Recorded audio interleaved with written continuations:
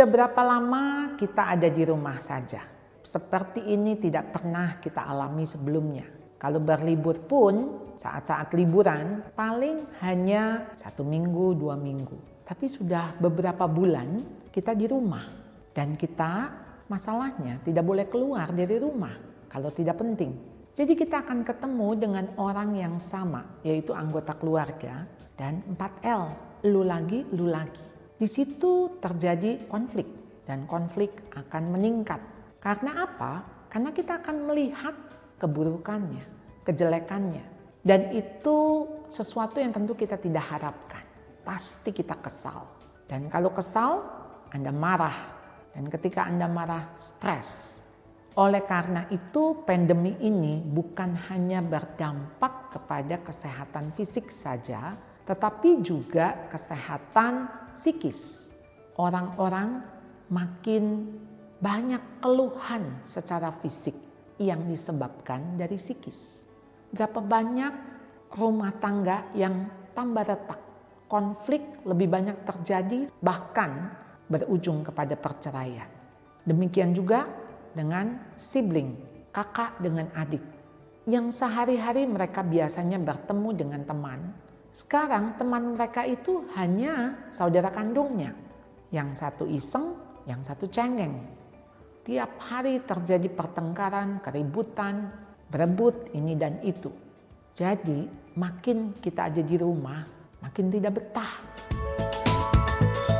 Ketika kita menghadapi anak ataupun pasangan, mereka juga punya kelemahan. Kita masih hidup di dalam kedagingan. Natur kita natur dosa. Masih bisa nggak kita melukai orang? Bisa. Masih bisa nggak kita terluka? Bisa.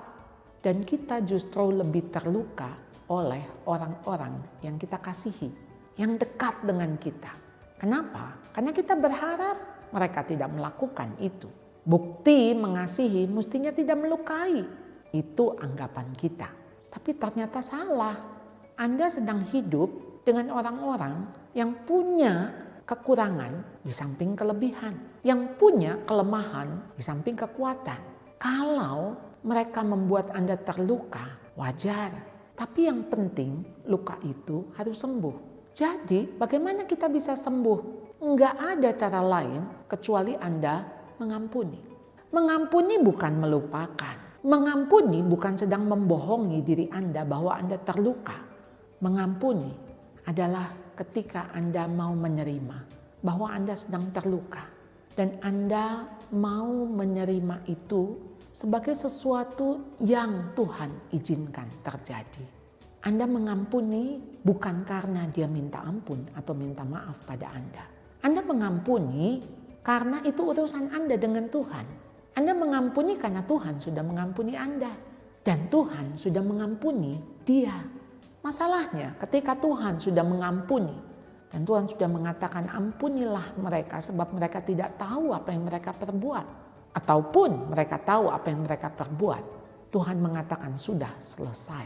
Sudah selesai di kayu salib. Karena Tuhan mengatakan aku sudah membayar lunas kesalahan mereka.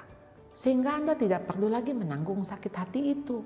Kalau Anda tidak mengampuni, artinya Anda belum menerima anugerah pengampunan dari Allah. Orang yang dendam itu ibarat ada segenggam sampah di bawah bantal tempat dia tidur. Tidak terlihat wujud sampahnya, tetapi tercium baunya. Itulah dendam. Dendam itu Anda tidak perlu melihat orangnya. Setiap kali mengingat orang itu, Anda akan kesal, timbul sakit hati. Dan sudah pasti tidak ada sukacita. Sudah pasti tidak ada damai sejahtera. Oleh karena itu, sakit hati harus diselesaikan. Selesaikan dengan siapa? Dengan dia. Dia belum minta maaf? Oke, bukan itu tahapannya. Tahap pertama, Anda selesai dengan diri Anda. Caranya, Anda datang kepada Tuhan. Anda mohon ampun kalau Anda belum bisa mengampuni. Hanya karena anugerah pengampunan yang kita terima, itu yang memampukan kita mengampuni orang-orang yang bersalah kepada kita. Hanya karena kasih Tuhan yang melampaui segala akal dan pikiran, yang mampu untuk menutupi kesalahan dan dosa. Mengampuni adalah sebuah keputusan, mau mengampuni atau tidak. Ketika Anda mau mengampuni, tahap demi tahap Anda akan lalui. Apakah sakitnya langsung hilang? Tidak. Tapi percayalah, berangsur-angsur akan hilang. Ketika Anda mengingat peristiwa itu atau Anda mengingat orang itu, Anda sudah tidak sakit lagi. Mengampuni bukan demi orang yang bersalah terhadap kita. Mengampuni demi kita yang terluka. Mungkin dia gak pernah sadar akan kesalahannya. Apalagi dia minta maaf. Apakah selama dia tidak minta maaf, tidak mengakui, Anda terus menyimpan kesalahan dia? Dan yang Anda simpan adalah sampah. Hati Anda harus bersih. Setiap saat kita siap dipanggil Tuhan. Ketika Tuhan memanggil kita, apakah hati kita bersih? Oleh karena itu, kitalah yang harus memutuskan. Hati saya bersih dari sampah-sampah kesalahan orang lain. Saya selesaikan. Dengan siapa? Dengan Tuhan. Dengan cara Tuhan. Terima kasih Engkau sudah mengampuni saya. Dan saya tahu Engkau juga mengampuni orang-orang yang bersalah kepada saya. Pembalasan adalah hakku, kata Tuhan. Jadi bukan urusan kita balas-membalas. Penghakiman ada pada Tuhan. Mari kita mengampuni lebih dulu anak-anak kita, pasangan kita, sehingga mereka belajar mengampuni kita, mengampuni sesama.